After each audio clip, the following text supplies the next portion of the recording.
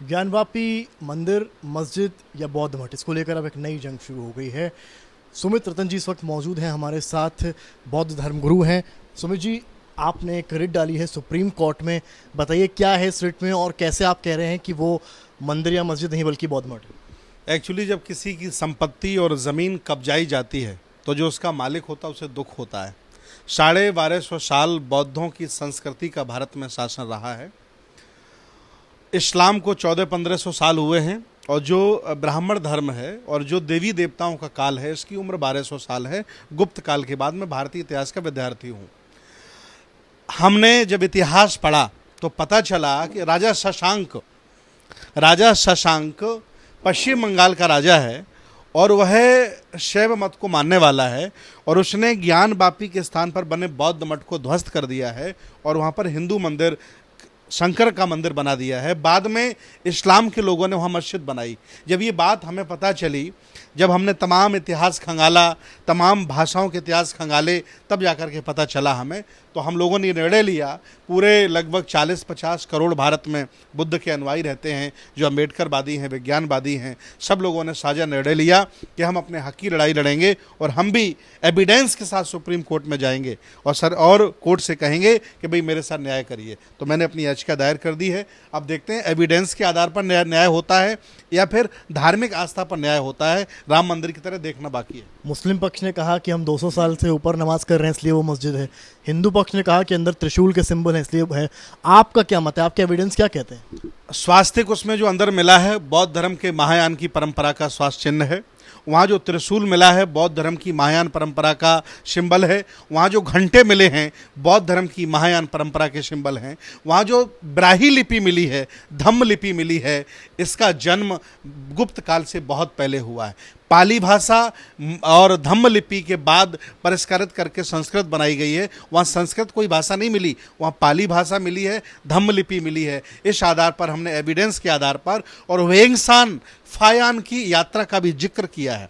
पंडित केदारनाथ पांडे, रामचंद्र शुक्ल, तमाम इतिहासकारों के तमाम हमने मोटी मोटी किताबें सुप्रीम कोर्ट में लगाई हैं, जिसमें यह साफ है कि यहाँ बौद्ध मठ था, उसको ध्वस्त करके मंदिर बनाया गया है। अब देखते हैं एविडेंस के आधार पर निर्णय होता है या आस्था के आधार। आपने कहा कि त्रिशूल से लेकर स्वास्तिक सब बौद्ध धर्म को लेकर हैं।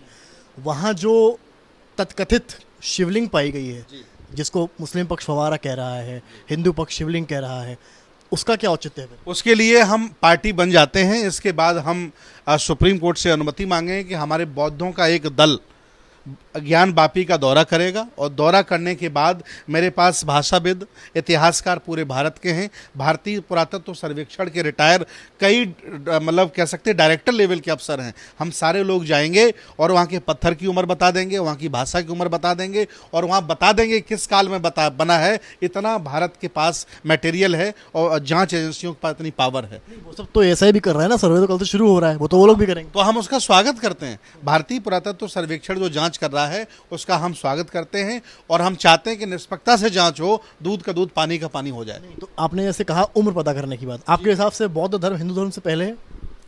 भगवान बुद्ध का दर्शन 2500 वर्ष से है। बुद्ध धर्म का महायान का बदला हुआ रूप ही हिंदू धर्म है। आप गुप्त काल को पढ़िएगा, हमारे बौद्ध धर्म के यान महायान में ब्रह्मा है, इंद्र है, राम है, दशरथ है और कह सकते हैं नारद भी है।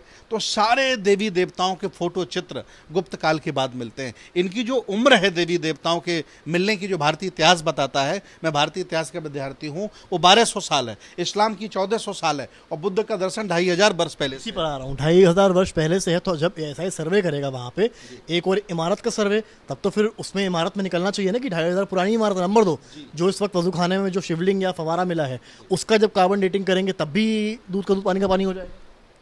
उन्हें जांच करने दीजिए। अगर मस्जिद निकलेगी तो मस्जिद वालों को मिल जाएगी, मंदिर निकलेगा तो मंदिर वालों को मिल जाएगा और अगर बौद्ध मठ निकलता है एविडेंस के आधार पर तो हमें मिल जाएगा। क्या फ़र्क पड़ता है, हम तैयार हैं। आप केवल ज्ञानवापी को लेकर ही आपने ये रट डाली है और भी अन्य मंदिरों को लेकर? अभी ज्ञानवापी का जिक्र किया, इसके बाद तिरुपति बालाजी, चूंकि बुद्ध की मूर्ति है आज भी, इसके साथ साथ बद्रीनाथ केदारनाथ भी बौद्ध मठ हैं।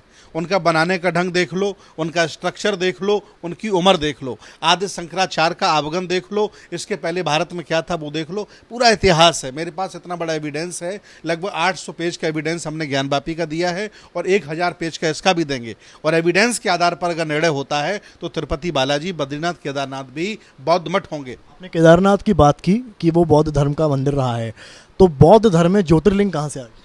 बौद्ध धर्म में स्तूप की पूजा थी पहले, जिसे स्तूप की पूजा कहते थे। एक छोटा सा स्तूप बनता था, उसी का बदला हुआ रूप लिंग है।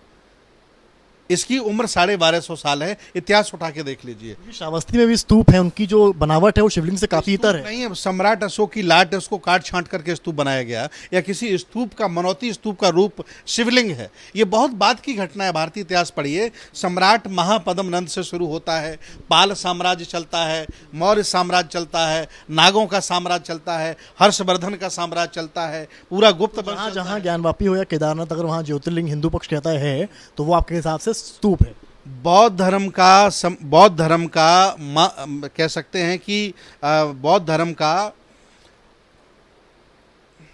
कट जाएगा ना ये आपका। बौद्ध धर्म का जो महायान संप्रदाय है, उसका बदला हुआ रूप ही हिंदू धर्म है, कुछ नहीं है। इसलिए किसी हिंदू को बुरा भी नहीं लगना चाहिए। भाई, उनके बाप दादाओं की बात कर रहा हूँ, पहले की बात कर रहा हूँ, सनातन परंपरा की बात कर रहा हूँ, प्राचीन धर्म की बात कर रहा हूँ, तो बुरा लगने की बात क्या है? आपके बाप दादे पहले बौद्ध थे। बहुत शुक्रिया बात करने के लिए। ये थे हमारे साथ बौद्ध धर्म से थे, इन्होंने बताया किस तरह से रिट इन्होंने सुप्रीम कोर्ट में डाली है। इनके दावे बड़े हैं, चाहे वो ज्ञानवापी के अंदर मिले चिन्ह हो, उनको वो बौद्ध का बता रहे हैं, तो वहीं ज्योतिर्लिंग को कह रहे हैं कि वो एक स्तूप का ही स्वरूप है। कैमरामैन नीरज कुमार के साथ समर्थ श्रीवास्तव, लखनऊ आज तक।